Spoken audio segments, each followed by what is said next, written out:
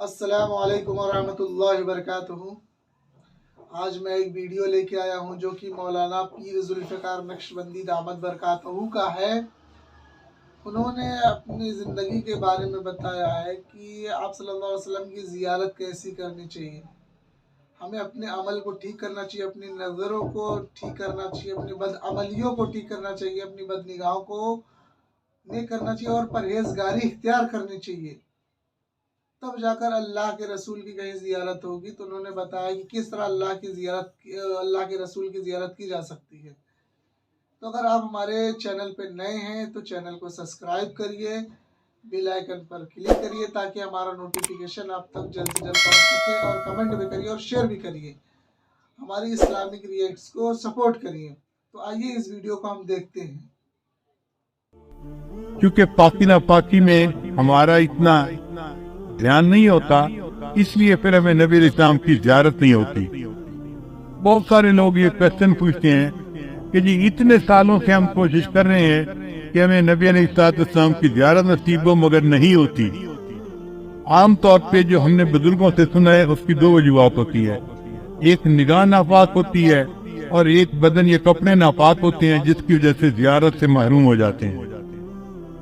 اگر ان دو چیزوں پر محنت کریں تو اللہ تعالیٰ زیارت نصیب جلدی فرما دیں گے۔ نگاہ کا بہت زیادہ پرہیز کریں، 100% پرہیز کریں گے تو اللہ تعالیٰ کی طرف سے پھر نبی علیہ السلام کی زیارت والی سعادت نصیب ہو جائے گی۔ میرے والدین چونکہ شروع سے ہی نیکی کی زندگی گزارنے والے تھے، تو میں نے تذکرۃ الاولیاء کتاب 5ویں کلاس میں پڑھی تھی۔ 5ویں کلاس کے بچے کو تو ابھی کنسیپٹ بھی نہیں ہوتا، مگر مجھے والد صاحب نے وہ کتاب لا کر دی کہیں سے، تو میں نے اس میں اللہ والوں کے واقعات پڑھے تو دل میں بڑا شوق ہوا کہ مجھے بھی اس لائن پہ چلنا ہے اور اللہ والوں کی لائن پہ آگے بڑھنا ہے۔ پھر اس میں ایک کتاب میں نے پڑھا کہ نگاہ کا بہت پرہیز کرنا چاہیے۔ تو چھوٹی عمر میں، ابھی میں بالغ نہیں ہوا تھا، اس عمر سے ہی نگاہ کا پرہیز شروع کر دیا۔ بہت بچتا تھا، بہت نگاہ کو بچاتا تھا، اور مجھے اس زمانے میں اپنی والدہ سے ڈانٹ بھی بہت پڑتی تھی۔ ہر دوسرے تیسرے دن کوئی محلے کی آنٹی آتی اور میری والدہ کو کہتی تیرا بیٹا جا رہا تھا، اسے تو ہمیں سلام بھی نہیں کیا، یہ تو ہمیں اپنی خالہ ہی نہیں سمجھتا۔ اور امی مجھے بلا لیتی تھی، بیٹا وہ تو نے اپنی خالہ کو سلام کیوں نہیں کیا، یہ تو میری سہیلو تھی، یہ تو میری سہیلی تھی، ہم بچپن کی دوست ہیں، تم سلام تو کرتے۔ اور مجھے پتہ بھی نہیں ہوتا تھا کہ یہ آنٹی کہاں گزری تھی اور کہاں اس کو سلام کرنا تھا۔ تو میں آگے سے ایک بار کہتا تھا، امی آنٹی سے یہ پوچھو کیا میں نے اس کی طرف دیکھا تھا؟ تو جب امی پوچھتی تو پھر وہ آنٹی کہتی ہاں یہ تو یوں کر کے چلتا ہے، سارے اس کا نیچے لگا ہوتا ہے، زمین کے علاوہ تو کچھ دیکھ نہیں رہا ہوتا، اس نے کہا اس پر۔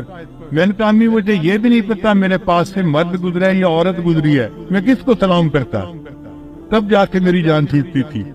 لیکن اندر اندر مجھے بہت غصہ آتا تھا ان آنٹیوں پہ، سارا محلہ خالہ بنا ہوا ہے، سارا محلہ آنٹی بنا ہوا ہے، اور بس ان کو سلام ہی کرو چلتے ہوئے۔ لیکن نگاہ کی اتنی حفاظت کا بہت فائدہ ہوا۔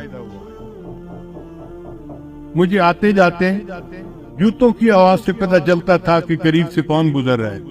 عام طور پہ مردوں کے جوتوں کی آواز اور ہوتی ہے اور عورتوں کے جوتوں کی آواز ڈیفرنٹ ہوتی ہے، اس سے اندازہ ہو جاتا تھا کہ قریب سے گزرا کون ہے، ورنہ کپڑا بھی نہیں دیکھتے تھے کہ قریب گزرنے والا کون تھا۔ کتنے نظر کی حفاظت کرنی ہوتی تھی۔ اس پر اللہ رب العزت نے پھر جو مہربانیاں کی وہ اب کیا بتائیں آپ۔ ہمارے ایک ساتھی ہیں لاہور کے، ایک دن مجھے کہنے لگے کہ میں آپ کو ایک بات بتاؤں، مجھے حضرت نے بتائی۔ میں نے کہا بتائے؟ کہنے کہ حضرت نے مجھے بتایا کہ دیکھو اس وقت آپ کسی مسجد میں کھڑے تھے، آپ کی طرف اشارہ کر کے حضرت نے کہا کہ اس بچے کو اس وقت 100 سے زیادہ مرتبہ نبی علیہ السلام کی زیارت ہو چکی ہے۔ میں سن کے حیران ہو گیا، اور حیرت مجھے اس کی تھی کہ پتہ اس کو کیسے چلا۔ اس نے کہا جی کہ مجھے حضرت نے یہ بات بتائی تھی۔ شیخ نے یہ بات بتائی. تو نگاہ کی حفاظت کا پھر یہ فائدہ ہوا کہ اللہ تعالیٰ نے 30 سال کی عمر سے پہلے 100 سے زیادہ مرتبہ نبی صاحب کی زیارت مجھے فرمائی.